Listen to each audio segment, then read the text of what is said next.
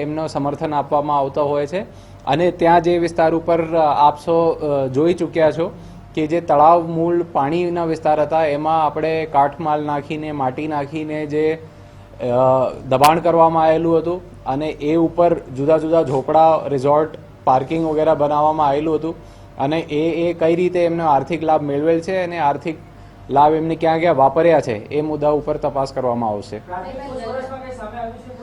પ્રાથમિક પૂછપરછ અમારી ચાલુ છે અને અમારા જે રિમાન્ડનો મુદ્દાઓ છે એમાં જે અમે દ્વારા બતાવવામાં આવેલું છે એ તમામ મુદ્દાઓ આપણે રિમાન્ડ દરમિયાન લેવામાં આવશે. રિમાન્ડમાં જ્યારે એમના છોકરાની અરેસ્ટ થઈ ત્યારે મૂકવામાં આવ્યા હતા. આજ બધી બાબતોનો સમાવેશ કરવામાં આવ્યો તો એક બાબત મિસિંગ હતી, વોટર બોડી પરનું એન્ક્રોચમેન્ટ. તે બાબતે કોઈ અલગથી ફરિયાદ કરવાની તજવીજ હાથ ધરેલી? એ અમારા જે એન્ક્રોચમેન્ટ વાળું હોય છે એ જે દેખાતું એન્ક્રોચમેન્ટ છે એ દ્વારા અમારા પૂછપરછ કરવામાં આવશે અને જે યોગ્ય રેવન્યુ ઓથોરિટીઝ છે એ નિર્ણય લેશે કે આગળ શું ફરિયાદ આમાં થઈ શકે.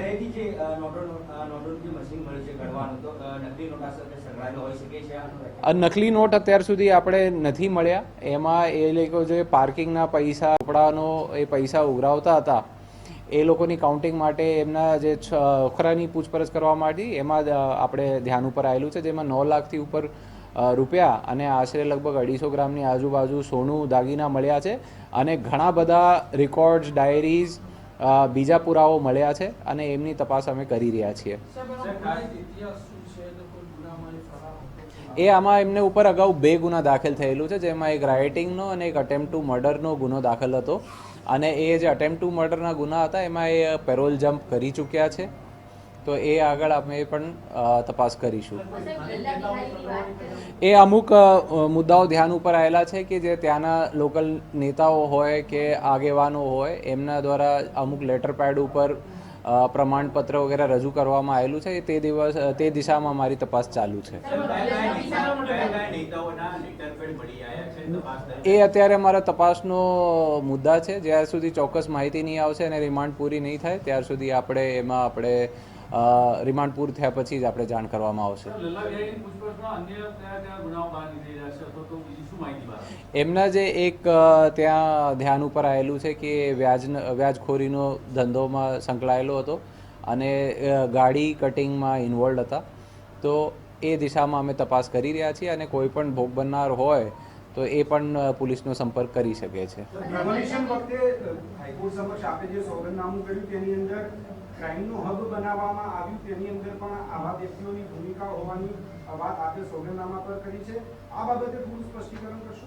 એ જે નામદાર માનનીય હાઈકોર્ટ સમક્ષ એફિડેવિટ કરવામાં આવેલું છે એમાં આપણા તમામ મુદ્દાઓનો સમાવેશ છે અને કાયદેસર કાર્યવાહીની પણ માંગ હતી, જેમના નામદાર કોર્ટે ચુકાદો પણ આપ્યું છે અને એમાં એ ચુકાદાનું અમે પાલન કરીશું.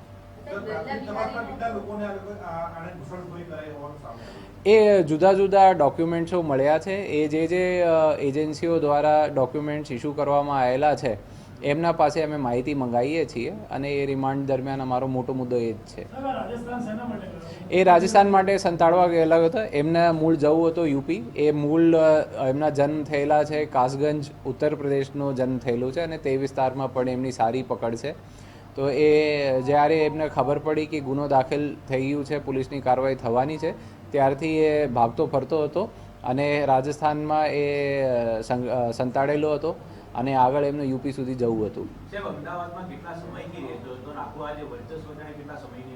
એ આશરે લગભગ 16 થી 17 વર્ષ અમદાવાદમાં આવેલા છે એવું આપણે ધ્યાન ઉપર આવેલું છે. એમની અમે ચકાસણી કરીએ છીએ. એમના દીકરાની પૂછપરછમાં અમારે જે કઈ રીતે એ લોકોએ આખો એક એમ્પાયર ઊભું કર્યું, ત્યાં કઈ રીતે કાટમાળ નાખીને એમને જે પાણી હતા એમના ઉપર દબાણ કરવામાં આવેલું અને એ ક્યાં ક્યાં એ લોકો જોડે સંકળાયેલા હતા અથવા બીજા શું ધંધાઓ હતા, કેટલા કાયદેસર કેટલા ગેરકાયદેસર એ લોકોનું રોકાણ હતું, એ તમામ વસ્તુઓ ઉપર અમારી પૂછપરછ થઈ છે. એમાં અમારે ધ્યાન ઉપર ઘણા એજન્ટ્સનો માહિતી સામે આવી છે અને એ એજન્ટ્સ ઉપર અમારી વોચ ચાલુ છે અને શોધખોળ ચાલુ છે. એમાં જ્યારે જે એજન્ટ્સ મળશે એમની પૂછપરછમાં જે કંઈ સામે આવશે તો એ આધારે અમે પગલાં લઈશું. 17,000 દુકાનની સામે 4,000 દુકાન ડિમોલિશન થયું હતું. ત્યારે હાલ અટકી ગયું છે. એનું કારણ શું હોય? અત્યારે જે આપણે ડેમોલિશનનું કામ ચાલુ છે અને એ જે યોગ્ય જે કોમ્પિટન્ટ ઓથોરિટી છે એમના દ્વારા નિર્ણય લેવામાં આવશે અને કામ અટક્યું કે બંધ થયું હોય એ નથી અને જે કોમ્પિટન્ટ ઓથોરિટીઝ નક્કી કરશે એ પ્રમાણે પગલાં લેવામાં આવશે. બાંગ્લાદેશના એજન્ટો કઈ રીતે આની સાથે સંકળાયેલા હતા, કઈ રીતે ત્યાંથી લોકોને મોકલવામાં આવતા હતા, એના માટે પૈસાની આપલે શું થતી હતી, કેવી રીતે થતી હતી, આખું નેટવર્ક શું છે, થોડું વિગતવાર જણાવો.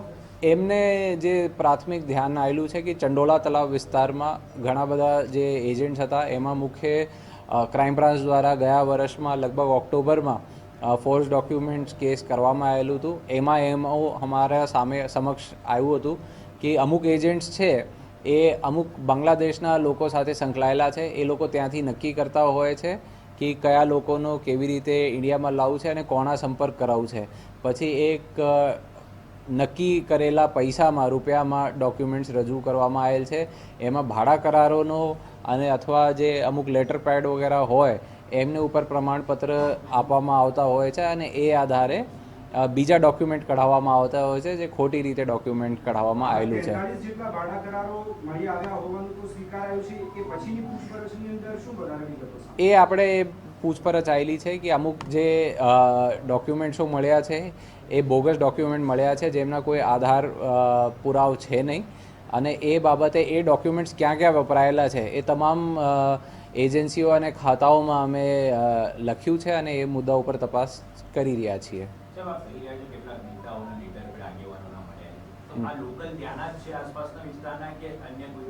એ હાલ પૂરતું એ જ વિસ્તારનું થોડું ધ્યાન સામે આવેલું છે અને એ મુદ્દા ઉપર અમે તપાસ કરી રહ્યા છીએ. એ પહેલાં ચોક્કસ માહિતી બીજા ખાતાઓમાંથી આવી જાય ત્યાર પછી અમે જે યોગ્ય કાયદેસર પગલાં હોય એ લઈશું.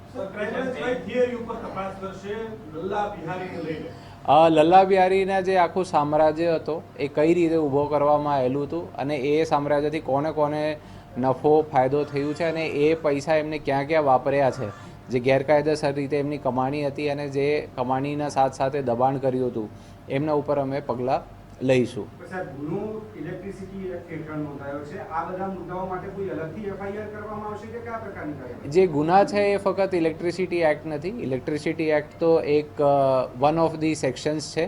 બીજા એમાં આપ એફઆઈઆર વાંચશો તો આપણે ખબર પડશે કે એ ફોર્જરી અને ચીટિંગનો મેઇન મુદ્દો છે. એ અત્યારે માહિતી મળી છે પણ એમના આપણે પુરાવા ભેગા કરી રહ્યા છે અને રિમાન્ડનો મુદ્દો છે ને આગળ ઉપર એ મુદ્દા ઉપર અમે તપાસ.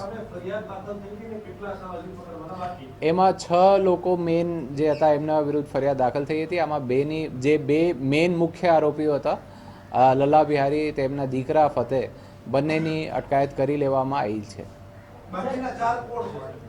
એ 4 જેમના ભાડા કરારો મળ્યા હતા અથવા જે એજન્ટ છે એમનું નામ છે. એ એજન્ટ્સની અમે શોધખોળ કરી રહ્યા છીએ. એ એજન્ટ્સનું જ્યારે પકડવામાં આવશે ત્યારે આપશ્રીને જાણ કરવામાં આવશે.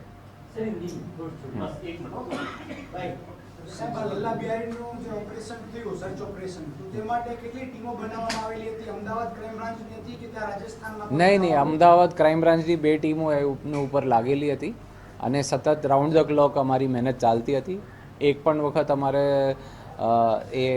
એમનો કોઈ પણ પ્રકારનો એમનો લાભ નહીં મળે તે અમારી તાકેદારી હતી.